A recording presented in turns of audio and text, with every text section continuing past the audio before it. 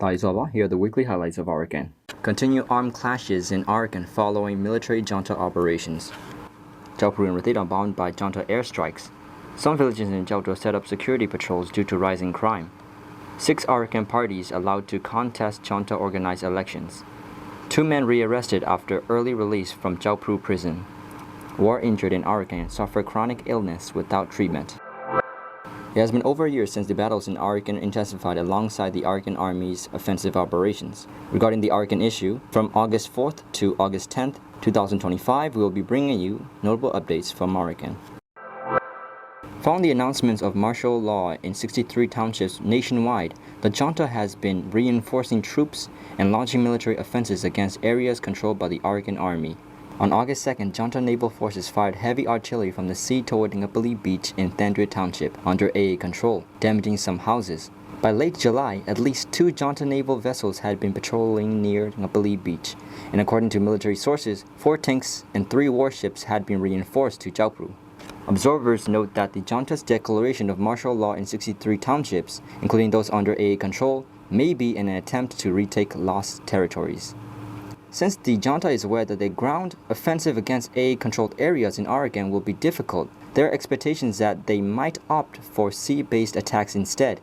Sources close to AA say that the AA has been closely monitoring the junta's maritime dominance and making preparations to prevent losing their controlled territories. Airstrikes by the junta targeted 2 villages in Kyaukphyu and Rathedaung townships, destroying a school and a monastery. Around 11:30 p.m. on August 8th, junta aircraft bombed Montbring village beside the Yangon-Kyaukphyu highway twice, damaging both the monastery and nearby school buildings, according to a local. The monasteries and school are located about 400 feet apart, and as the bombings occurred while people were sleeping, casualties are unknown. Similarly, around 2 a.m. on August 9th, junta aircraft dropped bombs twice on Twanraway village in Rathedaung Township, according to a local. The bombs exploded along a stream bank and dam outside the village, so no casualties occurred. In mid-May this year, a previous junta airstrike on Twanraway village killed 12 civilians, injured over 20, and destroyed more than 10 houses. In AA-controlled areas of Arakan, crimes such as theft, robbery, assaults, and murders have been on the rise, raising security concerns among locals. To address this, administrative officials in villages in southern Kyauktaw Township, such as Apawa, Bringsho, Gwanongcho, have organized rotating patrols for security.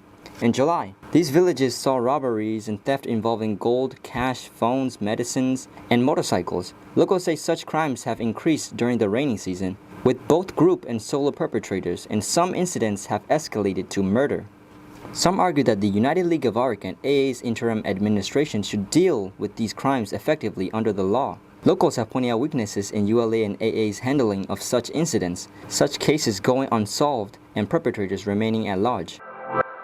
6 Arakan parties allowed to contest junta-organized elections.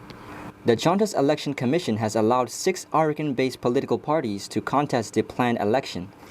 On August 4th, the commission approved the registration of the Arakan Nationalities Party, led by Ubashwe, bringing the total to 6 Arakan parties: Arakan Front Party, led by Dr. Imal; Rakhine Nationalities Party, Rakhine State National United Party, Khmer National Development Party, Mro National Party, and Mro National Development Party. Currently, the AA controls 14 of Arakan's 17 townships, with ongoing fighting in Saitwe and Kyaukphyu. Locals say that it will be difficult for these parties to secure votes. In junta-controlled towns and cities and urban centers, the Union Solidarity and Development Party and others have begun public outreach and party activities. But such activity is not yet seen in Arakan. The junta has officially announced that elections will be held in late December 2025 or January 2026. 2 men released early from Kyaukphyu prison were rearrested by the junta. Kyauktaw, 31, from a ward administrator's office, and another man were serving prison terms under Section 17(1) of the Unlawful Association Act. They were released on August 1st after their sentences were reduced. However, family members told DMG junta forces rearrested them at the prison gate and returned them to their cells.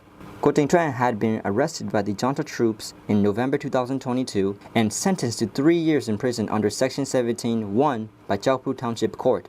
DMG is still trying to confirm details about the second man. From early 2022 to now, the junta has arrested at least 110 Kyaukphyu residents for alleged ties to the AA, holding them in prisons, police stations, and military interrogation centers.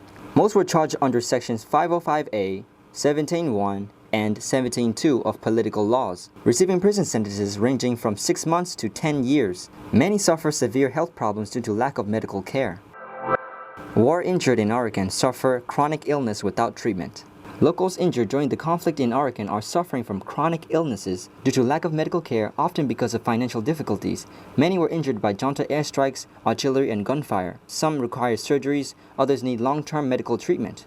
Ushutanting from Tungane village, Kyauktaw township, was severely injured during the 2019 conflict when a naval artillery shell fired by the military exploded in the village.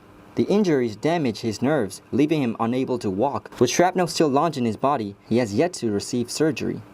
In the past, NGOs and INGOs operating in the region provided assistance, but such support has now diminished. At present, people face job shortages, rising prices, and reduced aid, leaving them in hardship.